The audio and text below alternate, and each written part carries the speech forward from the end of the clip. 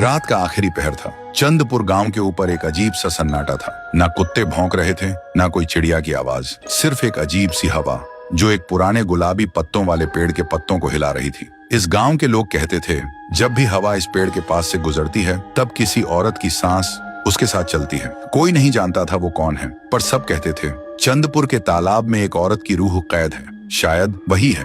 सुनने में आया बहुत साल पहले उसी तालाब के पास रहती थी गंगा और उसका पति तुंग तुंग, एक मिट्टी के बर्तन बनाकर बेचने वाला आदमी। तुंग तुंग हर रात गांव के अंदर के भंडार में जाकर मिट्टी लाया करता था मटका बनाने के लिए। पर एक रात कुछ अलग था। उस दिन अमावस थी और मिट्टी से एक अजीब सी बदबू आ रही थी। तुंग तुंग ने गंगा से कहा, रात भारी है, तू सो जा, मैं बस कुछ देर में मिट्टी लाकर लौट आता हूँ। गंगा को दरवाजे पर बोलकर ही वो चला गया। अगली सुबह गांव वालों ने देखा तालाब के पास तुंग तुंग का मटका पड़ा था और उसके अंदर सिर्फ खून, लेकिन तुंग तुंग गायब था।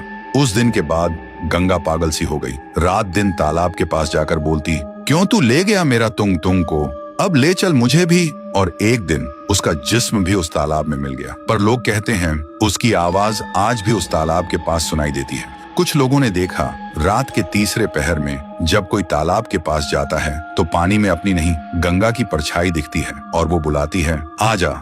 गांव के लोग जब सरपंच को सारी बात बताए तो सरपंच ने फैसला लिया तालाब को बंद कर दिया जाए। फिर एक दिन तालाब में सीमेंट डालकर उसे बंद कर दिया गया। तब से सब समझने लगे अब सब ठीक है। तभी उस गांव में आता है एक नौजवान राई स्टार। उसने सुना था गांव में पुरानी कहानियां हैं, इसलिए वो सोचता है क्यों ना उस पर एक डॉक्यूमेंट्री बनाई जाए। फिर एक रात सब बदल गया। रात के 1 बजे राई स्टार तालाब के पास जाने का फैसला करता है, लेकिन जैसे ही उसने बंद तालाब के पास पैर रखा एक ठंडी हवा चलती है और एक आवाज, तू भी अब मिट्टी में मिल जा।